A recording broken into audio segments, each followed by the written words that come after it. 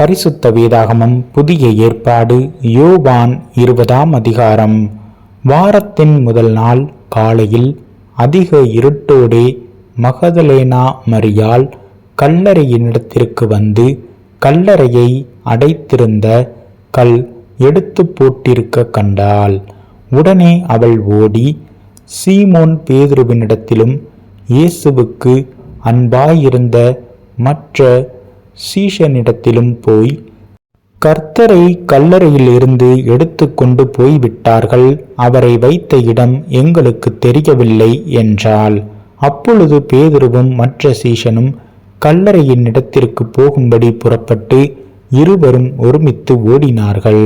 பேதுருவை பார்க்கிலும் மற்ற சீஷன் துரிதமாய் ஓடி முந்தி கல்லறையின் இடத்தில் வந்து அதற்குள்ளே குனிந்து பார்த்து சீலைகள் கிடக்கிறதை கண்டான். ஆனாலும் அவன் உள்ளே போகவில்லை. சீமோன் பேதுரு அவனுக்கு பின்னே வந்து கல்லறைக்குள்ளே பிரவேசித்து சீலைகள் கிடக்கிறதையும் அவருடைய தலையில் சுற்றி இருந்த சீலை மற்ற சீலைகளுடனே வைத்திராமல் தனியே ஒரு இடத்திலே சுருட்டி வைத்திருக்கிறதையும் கண்டான். முந்தி கல்லறை நடத்திற்கு வந்த மற்ற சீஷனும் அப்பொழுது உள்ளே பிரவேசித்து கண்டு விசுவாசித்தான்.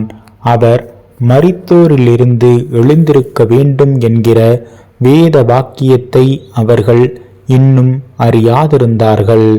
பின்பு அந்த சீஷர்கள் தங்களுடைய இடத்திற்கு திரும்பி போனார்கள். மரியாள் கல்லறையின் அருகே வெளியே நின்று அழுது கொண்டு இருந்தாள். அப்படி அழுது கொண்டு இருக்கையில் அவள் குனிந்து கல்லறைக்குள்ளே பார்த்து இயேசுவின் சரீரம் வைக்கப்பட்டிருந்த இடத்திலே வெள்ளுடை தரித்தவர்களாய் 2 தூதர்கள் தலைமாட்டில் ஒருவனும் கால் மாட்டில் ஒருவனுமாக உட்கார்ந்திருக்கிறதை கண்டாள். அவர்கள் அவளை நோக்கி, ஸ்ரீயே, ஏன் அழுகிறாய் என்றார்கள்.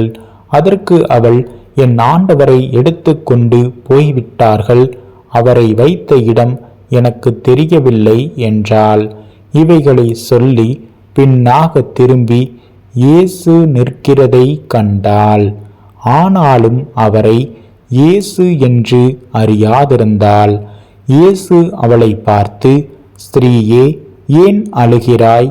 யாரை தேடுகிறாய் என்றார். அவள் அவரை தோட்டக்காரரென்று எண்ணி, ஐயா, நீர் அவரை எடுத்து கொண்டு போனதுண்டானால் அவரை வைத்த இடத்தை எனக்கு சொல்லும், நான் போய் அவரை எடுத்து கொள்வேன் என்றாள். இயேசு அவளை நோக்கி, மரியாளே என்றார். அவள் திரும்பி பார்த்து ரபூனி என்றாள். அதற்கு போதகரே என்று அர்த்தமாம்.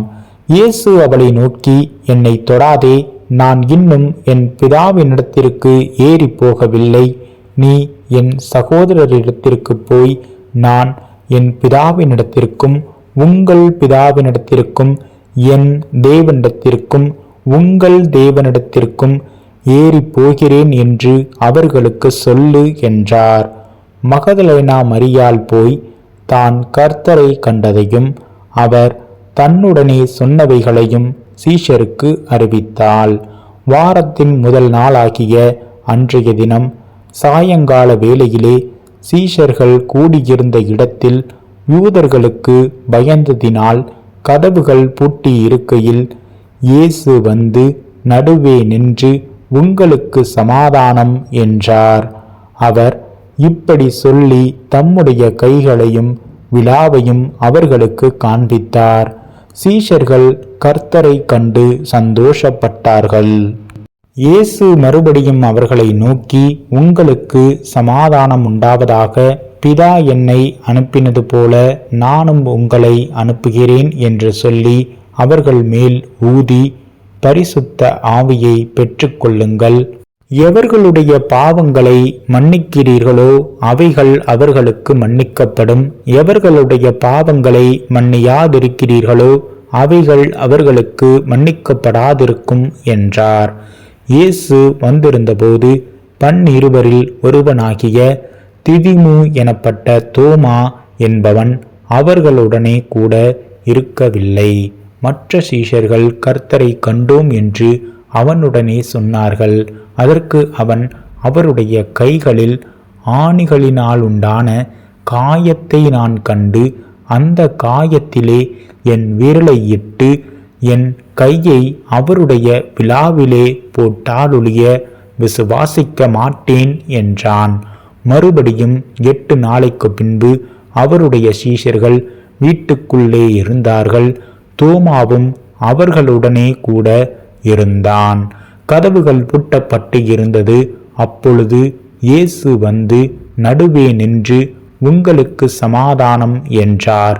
பின்பு அவர் தோமாவை நோக்கி, நீ உன் விரலை இங்கே நீட்டி என் கைகளை பார், உன் கையை நீட்டி என் விலாவிலே போடு, அவ்விசுவாசியாயிராமல் விசுவாசியாயிரு என்றார்.